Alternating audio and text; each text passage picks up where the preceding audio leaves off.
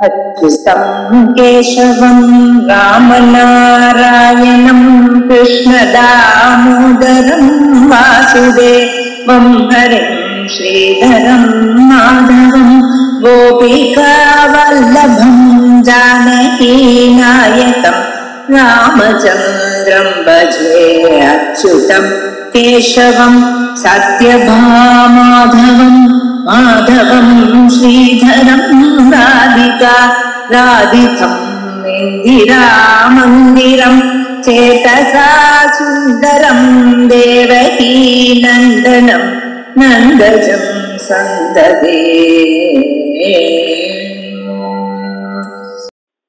பரமாணு காரியவாத கண்டனம்னு இருக்கு. அடுத்த பிரகரணம். சாதாரணமா பரமாணு காரணவாத கண்டனம்னு சொல்லுவோம். பரமாணு தான் ஜெகத்காரணம்னு சொல்லக்கூடிய ஒரு வாதம் பரமாணு காரணவாதம். அது பரமாணு காரியவாதம் சொன்னாலும் தப்பு இல்ல. பரமாணுடைய காரியம் தான் ஜெகத்து என்ற வாதம் அப்படி சொல்லலாம். பரமாணு காரியவாதம் அது யார் ஒத்துருக்காருன்னா வைசேஷிக நையாயிகால் ஒத்துருக்கார். வைசேஷிகாலும் அதுதான் சொல்றார், நையாயிகாலும் அதுதான் சொல்றார். அவருடைய மதத்தை கண்டனம் பண்றதுக்கு இந்த பிரகரணம் வந்திருக்கு. அத பரமாணு காரியவாதி பிரத்யவதிஷ்டதே. பிரத்யவதிஷ்டதேன்னு சொன்னா பூர்வபக்ஷம் பண்றாருன்னு அர்த்தம்.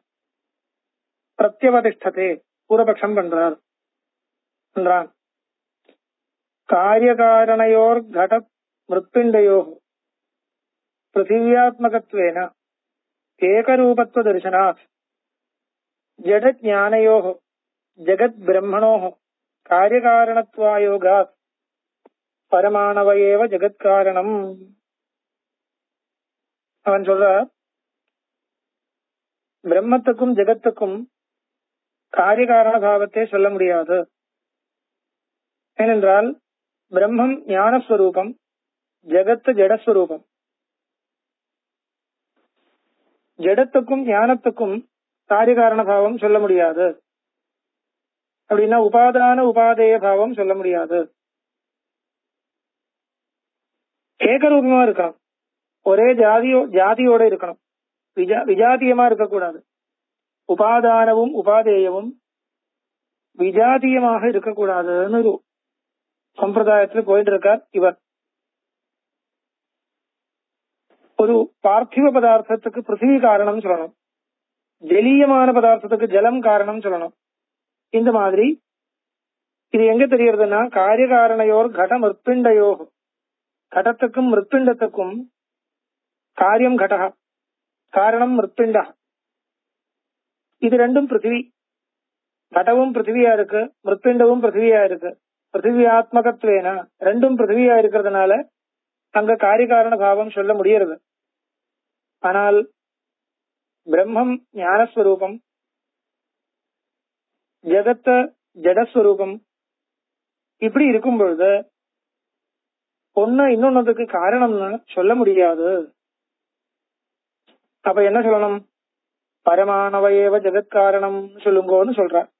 காரியகாரணத்வாயோகா ஜெகத் பிரம்மனோஹோ காரியகாரணத்வாயோகா, காரியகாரண பாவம் சொல்ல முடியாதுங்கிறதுனால பரமாணவயேவ ஜெகத்காரணம், பரமாணுதான் ஜெகத்துக்கு காரணம் சொல்லுங்கோ.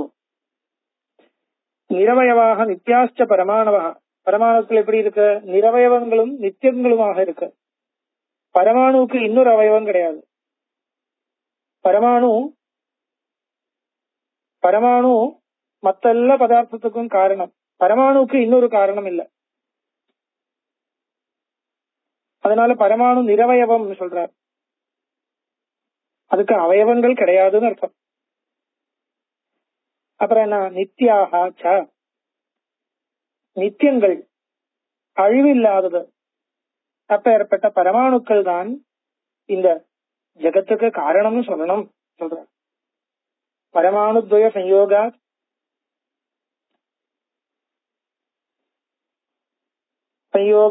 அணு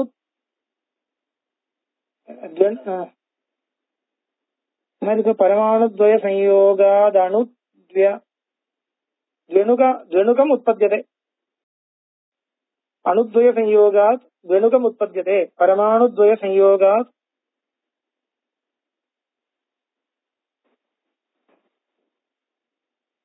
துவனுகம் உற்பத்தியதே.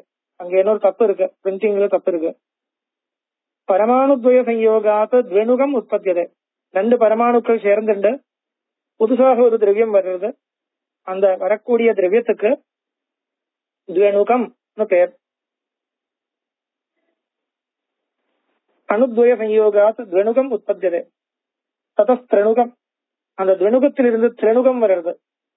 இத்தேவம் கிரமேண சர்வ ஜெகத் உற்பத்தி. அப்ப மேல மேல போயிட்டே இருக்கணும். அப்போ பூர்ணமாக இந்த ஜெகத்தை பிறக்கிறது. இப்படி அந்த பரமாணு காரணவாதம் அமையிறது. அது கண்டனம் பண்ற நேதம் மதம் சமீச்சீனம், இந்த மதம் சரியா இல்லை. சாவயவையோர் துவயோர் வஸ்துனோஹோ சம்யோகே சதி அவயவாதிக்யாத் பிரதிமா உபபத்தியதே. பாருங்க, ரெண்டு சாவயவமான ரெண்டு வஸ்துக்கள் சேர்றதா இருந்தால் அதிலிருந்து ஜனிக்கக்கூடிய வஸ்துவுக்கு அது பெருசா வரும். இப்போ ரெண்டு வஸ்துக்கள் சேர்ந்த புதுசா ஒண்ணு வரும்பொழுது அது இன்னும் பெருசா வரணும் இல்லையா? பிரதிமா, பிரதிமானா அது பெருசா வரணும்னு அர்த்தம். இதுதான் அர்த்தம்.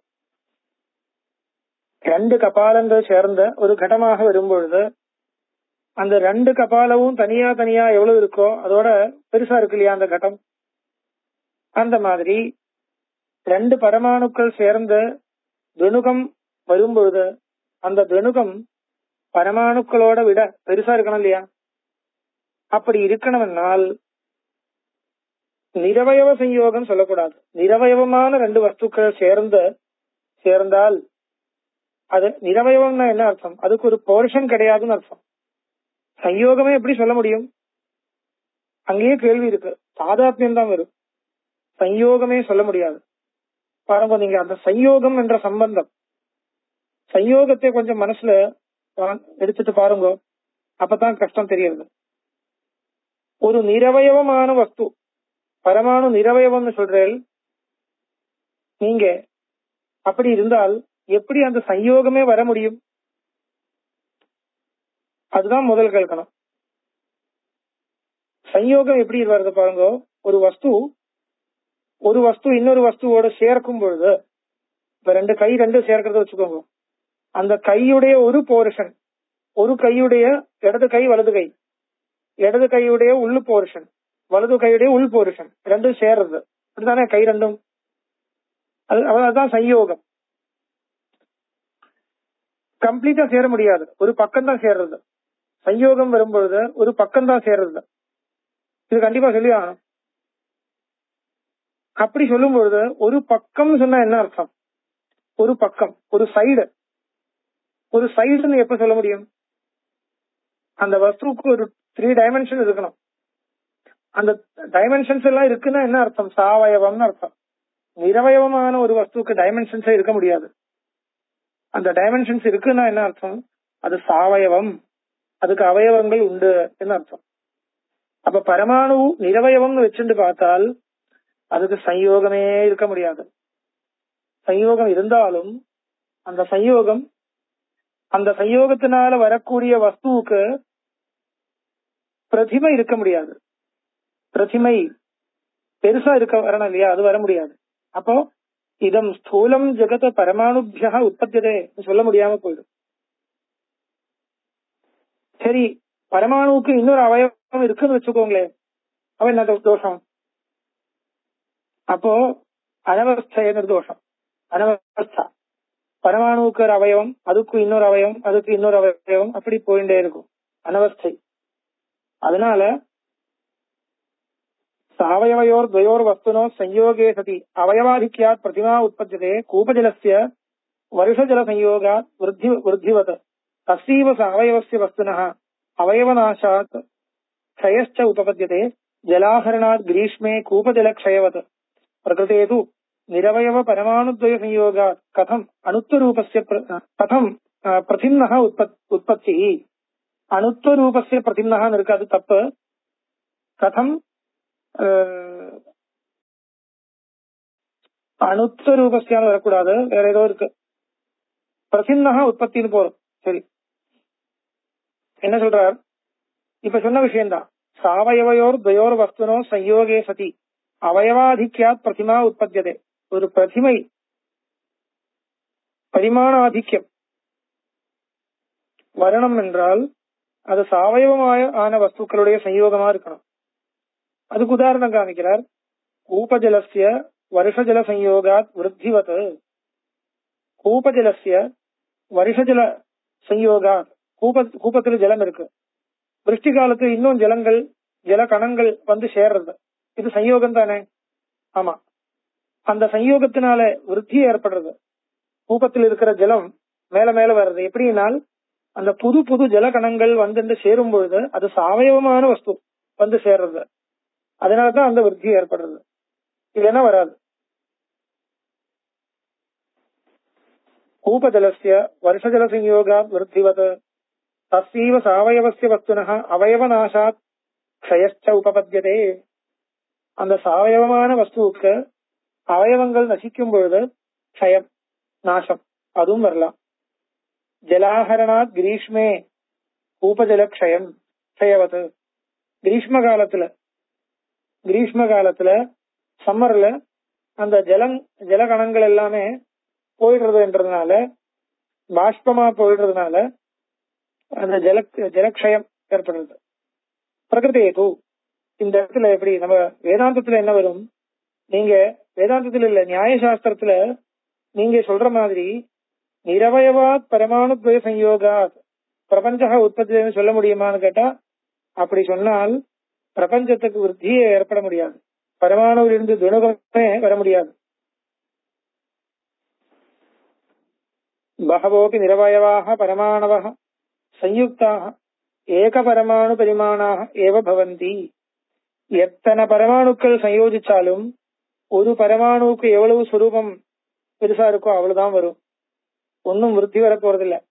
எத்தனை பரமாணுக்கள் சயோகிச்சாலும் பகவோபி நிரவயவாக பரமாணவः பகவः இருந்தா கூட சயுக்தாக ஏக பரமாணு பரிமாணாக ஏவ பவந்தி. ஒரு பரமாணுவுக்கு எவ்வளவு பரிமாணமோ அவ்வளவுதான் வரும்.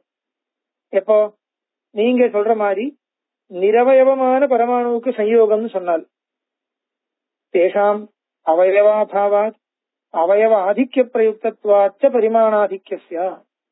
அந்த அவயவங்கள் அதிகமா வரணும், சேரணும், அது ஒரு பக்கமா சேரணும், அப்பதான் அது பரிமாண ஆதிக்கம் வரும். பரிமாண அளவு அது பெருசா வரும்னு அர்த்தம், இல்லைன்னா பெருசா வராது. பெருசா வராதுன்னா சிருஷ்டி எப்படி நடக்கும்? நடக்காது. அதுதான் சொல்லிட்டு இருக்கார். இது அங்க பாஷ்யத்திலேயே இருக்கு. பாஷ்யக்காரரே சொன்ன யுக்தி இது, சூத்திரக்காரரே சொன்ன யுக்தி இது. விதியாத்தியாயத்துல பரமாணுவாத கண்டனம் பண்ணும் பொழுது இதுதான் சொன்னார் பாஷ்யக்காரர். கிஞ்ச நிரவயவானம் சயோக ஏவ நோபவத்தியதே. நிரவயவமான பரமாணுக்களுக்கு சயோகமே வர முடியாது. சயோகானந்தரம் காபி விருக்ஷயோரிவ துவயோர் வஸ்துனோ நபாவம். சயோகத்துக்கு வந்ததுக்கு அப்புறம் நிரவயவமான சயோகம்னா என்ன அர்த்தம்? ரெண்டுன்னு இருக்கவே முடியாது. ரெண்டுன்னு இருக்கணும்னா வேற வேற இருக்கணும். கபி வேற, விருட்சம் வேற. விருட்சத்துல கபி இருக்கு, குரங்கு இருக்குன்னு சொன்னால் இந்த குரங்கும் விருட்சமும் சேர்ந்து இருக்கு, அவ்வளவுதான், ஒன்னாக போகல. குரங்கு தான், விருட்சம் தான், ரெண்டுமே வேற வேற தெரியுது. அந்த மாதிரி தெரிஞ்சுக்கவே முடியாது. இப்போ இந்த பரமாணுக்களுக்கு அவயவங்கள் கிடையாதுன்னா, பரந்து தாதாத்மியம் அபேதோவா யுஜ்யதே. தாதாத்மியமே வர போறது, சயோகம் வர முடியாது. ஆச்சுலியா? அதுக்கப்புறம் அத பரமாணு வியோகாத் லயஹ இத்யபி ந யுக்தம். சிருஷ்டி எப்படி நடக்க போறது இல்லையோ அந்த மாதிரி லயவும் நடக்க போறதில்லை. சயோக பூர்வகத்வாத் யோகஸ்ய. இந்த பரமாணுக்களுக்கு விபாகம், சயோகத்துக்கு ஆப்போசிட் விபாகம், பிரியறது. அந்த சேர்றது சயோகம், பிரியறது விபாகம். அது முதல் சேர்றதா இருந்தா தான் பிரிய முடியும். சேர போறதே இல்லைன்னா பிரிய முடியாது, பிரிக்க முடியாது. அப்போ சயோக பூர்வகத்வா வியோகஸ்ய. வியோகம் இருக்குன்னா அது சயோகம் ஏற்கனவே இருக்குன்னு அர்த்தம். கிஞ்ச பகூனாம் பரமாணூனாம் சயோகாதபி சயுக்தஸ்ய ஏகஸ்யைவ பரமாணோஹ சித்தத்வான் நிரவயவஸ்ய தஸ்ய கதம் புனர்விபாகः. சொல்றார் பாருங்க, பகூனாம் பரமாணூனாம் சயோகாதபி, எத்தனை பரமாணுக்கள் சேர்ந்தாலும் சயுக்தஸ்ய ஏகஸ்யைவ பரமாணோ சித்தத்வா, சயுக்தமான ஒரே ஒரு பரமாணு தான் இருக்கு. ஏன்னா அவ்வளவுதான் இருக்குன்னு ஏற்கனவே சொன்னேன் இல்லையா. எத்தனை பரமாணுக்கள் சேர்ந்தாலும் நிரவயவமான பரமாணுக்கள் சேரும் பொழுது ஒண்ணுதான் பாக்கி நிற்கும். ஒரு பரமாணு இன்னொரு பரமாணுவில் தாதாத்மியமா அடையறதுன்னு அர்த்தம். அப்படிதான் வரும் நிரவயவம்னு சொன்னா. அப்போ எப்படி விபாகம்? விபாகத்துக்கு அங்க பிரசக்தியே கிடையாது. அதனால சிருஷ்டி நடக்காதுன்றது மட்டும் இல்ல, பிரளயவும் நடக்காது. நஜ பரமாணவோ நித்யாக இத்தியதி யுக்தம். அது மட்டும் இல்ல, பரமாணுக்கள் நித்தியமாக இருக்கு, நித்திய திரவியங்கள்னு சொல்றார், நித்தியங்கள்னு சொல்றார், வைசேஷிகா சொல்றார். அது சரியா? இல்ல. என்ன காரணம்? அப்பிராமான்யாதும் பிரமாணம் இல்ல, உபனிஷத்துக்கு விருத்தமா இருக்கு. பிரம்மேதரஸ்ய அனித்தியத்துவாச்ச, பரமாணுக்கள் நித்தியங்கள் என்று சொல்றதுக்கு பிரமாணம் கிடையாது. நிரவயவமாக இருக்கிறதுனால நித்தியம்னு சொல்லணும். ஆனா நிரவயவமாக இருக்குன்னு சொன்னா இப்ப ஏகப்பட்ட தகராறு சொன்னார். அதனால நிரவயவம்னு சொல்ல முடியாது, சாவயவம்னு சொல்லி ஆகணும். சாவயவங்கள் சொன்னால் அனித்தியத்துவம் வந்துடுச்சு. அதனால பிரமாணம் கிடையாது என்றது மட்டுமில்ல, வேதாந்தத்துக்கு விருத்தமாகவும் இருக்கு. வேதாந்தத்துல பிரம்மத்தை தவிர்த்து வேற எதுவுமே நித்தியம் இல்லைன்னு சொல்லப்பட்டிருக்கு. நச்ச பிரம்மஸ்வரூபாக பரமாணுவா இது யுக்தம் வக்தும். பிரம்மஸ்வரூபமே பரமாணுன்னா பிரம்மன் தான் அப்படி சொல்ல முடியுமா? முடியாது. பிரம்மணா ஏகத்வா பரமாணுனாம் ஆனந்தியாது, பரமாணுக்கள் அனந்தம், பிரம்மம் ஒண்ணு. பிரம்மவும் அனந்தம் சொல்றதுன்னு கேட்டா அந்த அனந்தத்துவம் வேற, அது அபரிச்சின்னம்னு அர்த்தம். சத்தியம் ஞானம் அனந்தம் பிரம்மா சொல்ற இடத்துல அனந்தம் என்றது பரிச்சின்னம் அபரிச்சின்னம்னு அர்த்தம், பரிச்சேதங்கள் கிடையாது. இங்க அனந்தம்னு சொன்னால் அதுக்கு சங்கியைக்கு ஒரு எண்டு கிடையாது, எண்ட்லெஸ் அர்த்தம். சங்கிய எத்தனை பரமாணுக்கள் இருக்குன்னு கணக்கு பண்ணால் அது முடிக்க முடியாதுன்னு அர்த்தம். அந்த அர்த்தத்துல அனந்தம் சொல்றது. பரமாணுனாம் அனந்தத்துவா பிரம்மணா ஏகத்வா, பரமாணுவுக்கும் பிரம்மத்துக்கும் ஐக்கியம் சொல்ல முடியாது. பரமாணு ஸ்வரூப ஏவ ஆத்மா இது வாக்கியம். பிரம்மம் இல்ல, ஜீவாத்மா கூட பரமாணு ஸ்வரூபா கிடையாது. தஸ்ய சர்வவியாபகஸ்ய ஆத்மனா பரமாணுத்வாயோகா, ஜீவாத்மா சர்வவியாபகனாச்சே, அதனால பரமாணுத்துவம் சொல்ல முடியாது. உபனிஷத்து சொல்றதேன்னு கேள்வி. அனோரணீயானிதி ஸ்ருதி பிராமான்யாது ஆத்மா பரமாணுதி வாக்கியம். உபனிஷத்துல இருக்கே அனோரணீயான்னு இருக்கே கேட்டால் சொல்றார் மகதோ மகியானிதி சுத்தியந்தர விரோதா, அங்கேயும் இருக்கு மகதோ மகியான்னு இருக்கு. அப்ப என்ன பண்றது? சரி, அப்ப பரஸ்பர விருத்தமோ கேட்டா பரஸ்பர விருத்தம் ஒண்ணும் இல்ல. அங்க அனோரணீயான்னு சொன்னா சூக்ஷ்மம் அர்த்தம், துர்விஜ்ஞேயம்.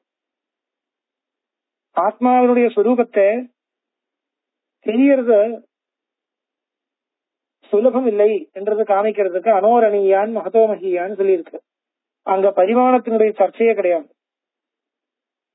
பரிமாணம் சொல்லக்கூடிய இடம் அது இல்லை. அதுக்கு மேல திருப்பி கேள்வி கேட்கிறான்.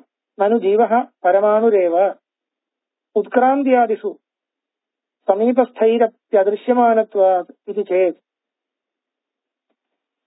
ஜீவஹா பரமாணுரேவ, பரமாணுரேவான்னு சொல்லக்கூடாது, உண்மையா அணுரேவான்னு சொல்லணும். அணுரேவா பரமாணுன்னு சரியில்லை, பரமாணு சொன்னா இருக்கட்டும். இங்க பரமாணு சுரூபமே ஜீவன் சொல்ற மாதிரி இருக்கு. ஜீவனுக்கு அணு பரிமாணம் என்ற ஒரு விசாரம் வேற. உத்கிராந்தி கத்தியாகதீனாம் அதிகரணம் அங்க வர்றது. அது மனசுல வச்சுட்டு எழுதுறதா இருந்தா இப்படி எழுதக்கூடாது. சரி, இருக்கட்டும். உத்கிராந்தி ஆதிகு, உத்கிராந்தின்னு சொன்னா என்ன அர்த்தம்? மரண காலத்துல சரீரத்தை விட்டு கிளம்புறது உத்கிராந்தி. சரீரத்தை விட்டு ஜீவாத்மா கிளம்புறது இல்லையா, அந்த சமயத்துல யாருக்குமே பார்க்க முடியாது. சமீபஸ்தைர் அதிருஷ்யமானத்துவ, பக்கத்துல இருக்கிறவங்களுக்கு பார்க்க முடியாது இல்லையா, அதனால பரமாணு சொல்லணும். இந்த யுக்தி சரியில்லை. ஏன்னா விபுவா இருந்தாலும் பார்க்க முடியாது. அணு இப்போ ஜீவாத்மா விபுன்னு சொல்லணுமா அணுன்னு சொல்லணுமான்னு கேட்டால் விபுன்னு சொல்லக்கூடாது, அணுன்னு தான் சொல்லணும். ஏன்னா கிளம்புற சமயத்துல சரீரத்தை விட்டு கிளம்பும் பொழுது மத்தவா பாக்குறது இல்லையே கேட்டா சரியில்லை, அந்த வாதம் சரியில்லை. ஏன்னா விபுவா இருந்தாலும் பார்க்க முடியாது, விபுவா இருந்தாலும் பார்க்க முடியாது, அணுவா இருந்தாலும் பார்க்க முடியாது. உண்மையா சொன்னா மத்தியம பரிமாணமா இருந்தாலும் பார்க்க முடியாது. பார்க்க முடியும்னா ரூபம் இருக்கணும், அவ்வளவுதான். ரூபம் இல்லைனால் பார்க்க முடியாது, அவ்வளவுதான் விஷயம். இப்ப வாயு இருக்கு, வாயு மத்தியம பரிமாணம் தான், விபு கிடையாது, அணுவும் கிடையாது. ஆனா பார்க்க முடியறது இல்லையே, என்ன காரணம்? அதுக்கு காரணம் ரூபம் இல்லை, அவ்வளவுதான். ரூபம் இல்லைன்னா கலர் கிடையாதுன்னு அர்த்தம். கலர் இல்லாத வஸ்து கண்ணால பார்க்க முடியாது என்றதுதான் யுக்தி. அப்போ உத்கிராந்தியாதிஷு சமீபஸ்தைர் அதிருஷ்யமானத்வாது அந்த அந்த பூர்வபக்ஷ யுக்தி சரியில்லை. இவர் எழுதுறது கொஞ்சம் வித்தியாசமா இருக்கு. உண்மையா எப்படி சொல்லணும்? உத்கிராந்தி உபனிஷத்துல ஜீவாத்மா சரீரத்தை விட்டு கிளம்புறதுன்னு இருக்கு. கிளம்பணும்னா விபுவா இருக்க முடியாது, பரிச்சின்னமாக தான் இருக்கணும். ஜீவாத்மா நித்தியமாக இருக்கணும், பரிச்சின்னமாகவும் இருக்குன்னா அனுரூபம்னு அர்த்தம். பரமாணு பரிமாணம் இருக்கணும், அணுபரிமாணமா இருக்கணும். அதுக்கு பரமாணு அர்த்தம் இல்ல, அது வேற கொஞ்சம் வித்தியாசமா எழுதியிருக்கார் போல தெரியுது. சரி, ஏதோ இருக்கட்டும். ஜீவ பிரம்மனோர் ஏகத்துவன ஜீவஸ்யாபி வியாபகத்வா, ஜீவனும் பிரம்மம் ஒண்ணு தெரியறது, தத்துவமசின்னு தெரியறதுனால ஜீவனும் வியாபகஸ்வரூபகம் சொல்லலாம். புத்தி பரிச்சேதவசாத் அஸ்ய அணுத்வ பிரசித்தே, புத்தி பரிச்சேதவசாத் அஸ்ய அணுத்வ பிரசித்தே, புத்தியினால பரிச்சின்னமா இருக்கிறதுனால இந்த ஜீவாத்மா அணுன்னு சில இடத்துல ஒரு விவகாரம் வருது. ஏஷோ ஆத்மா சேதசா வேதிதவ்யா, இப்படி எல்லாம் இருக்கு. அது உண்மையா பரிமாணத்தை சொல்லவே இல்லை, இருக்குன்னு வச்சுக்கோங்க. இருந்தா கூட புத்தியோட பரிமாணத்தை ஆரோபம் பண்ணிட்டு அணுன்னு சொல்றது. தஸ்மாத் நித்யாக பரமாணுவோ நசந்தேவா. சரி, அதெல்லாம் பிராசங்கிகமா வந்த விசாரம். இப்ப பிரகிருதத்துல என்ன இருக்குன்னா, பரமாணுக்கள் நித்தியங்கள்னு சொல்ல முடியாது. நித்யாக பரமாணுவோ நசந்தேவா, நித்தியமாக சில பரமாணுக்கள் இருக்குன்னு சொல்லவே முடியாது. அப்ப அனித்தியமாக பெருமானுக்குள் இருக்கான்னு கேட்டால் அனித்தியாக அப்படி நிரவயவாக நசந்தி, அனித்தியங்களாக எத்தனையோ பெருமானுக்கள் இருக்குன்னு சொன்னா நமக்கு ஒன்றும் விரோதம் இல்லை, இருக்கட்டும். ஆனால் நிரவயவங்கள்னு சொல்லக்கூடாது, சாவயவங்கள்னு கண்டிப்பா சொல்லி ஆகணும். கிந்து சாவயவாக அணவக ஏவ ஏஷாம் கடாத்யுபாதானத்துவம் அஸ்மாகம் இஷ்டமேவ. அது கடத்துக்கு உபாதான காரணம் சொன்னா நமக்கு ஒன்றும் விரோதம் இல்லை. தூளி புஞ்சாத் அம்பு சம்யோக வசேன பிண்டீபூதாத் கடோத்பத்தி தரிசனா.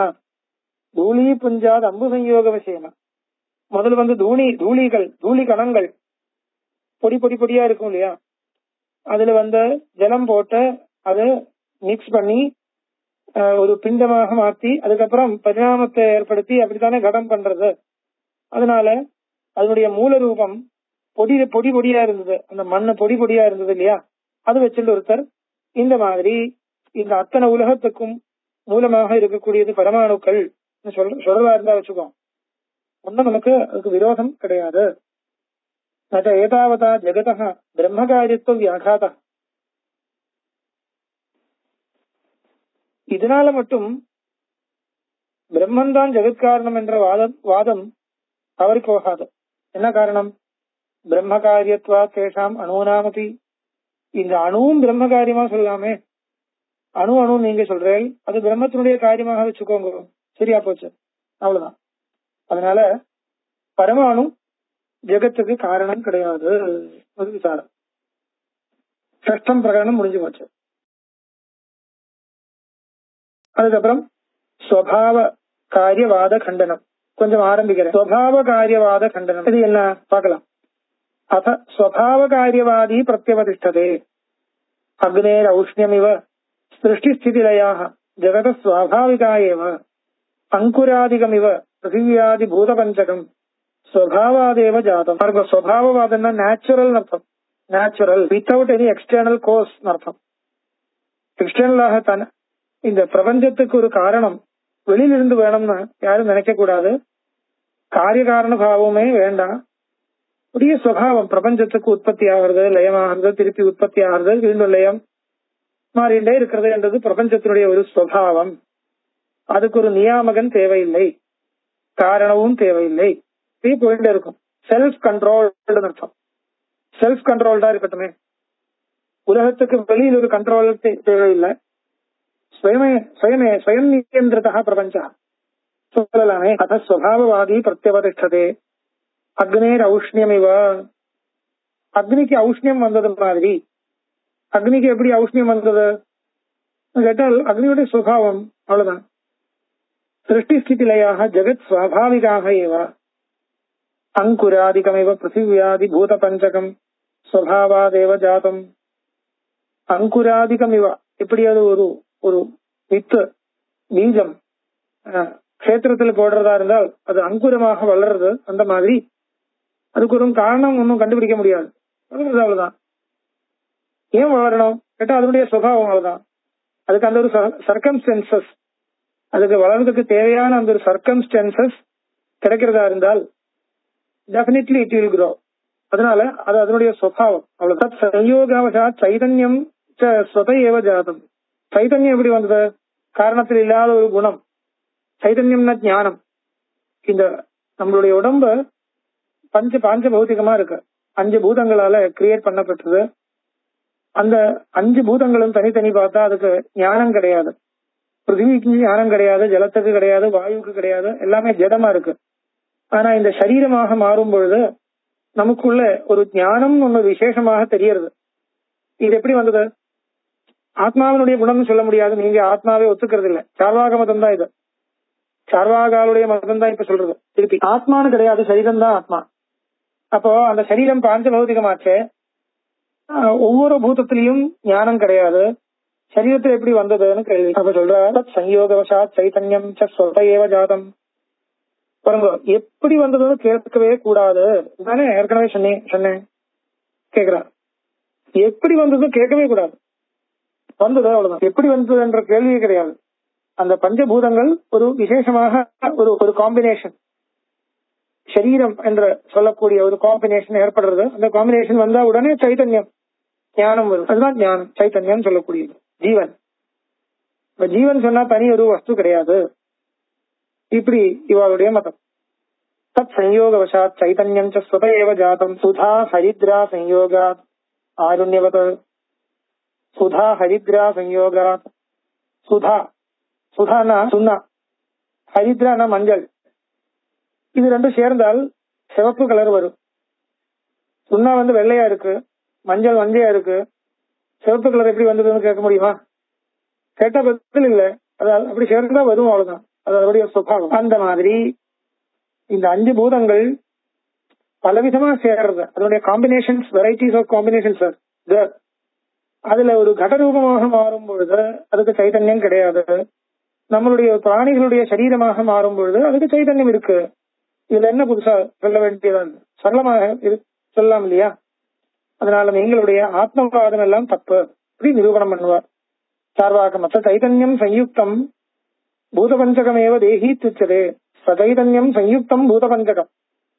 சதைதன்யம் சைதன்யத்தோடு சேர்ந்து உள்ள பூதபஞ்சகம், பஞ்சபூதங்கள் சைதன்யத்தோடு சேர்ந்து இருந்தால் தேகி ஆத்மான்னு சொல்லுவோம். இந்த கடத்தை ஆத்மான்னு சொல்றது இல்லை, ஏன்னா அதுல சைதன்யம் இல்லை. நம்மளுடைய உடம்புக்குள்ள ஒரு சைதன்யம் தெரியுது, நான் என்ற ஒரு ஃபீலிங் வர்றது. அஸ்தித தேகின ஸ்வதேவ ஜென்மஸ்திதி பங்கா. இந்த தேகிக்கு ஜென்மஸ்திதி, ஜென்ம ஸ்திதி பங்கம், உற்பத்தி ஸ்திதி பிரளயம், இதெல்லாம் எப்படி வர்றது? நாசம் எல்லாமே சுவாபாவிகம். ஒரு சமயத்துல உண்டாருது, கொஞ்சம் காலம் நிக்கிறது, அது ஏதோ ஒரு தகராறு ஏற்படுறதா இருந்தா நாசம் அடைகிறது, அவ்வளவுதான். நஷ்டாயம் தேகின புனர்ஜாயத்தை. ஒரு தடவை போச்சுன்னா அதுக்கப்புறம் திருப்பி வராது, புனர்ஜென்ம கிடையாது.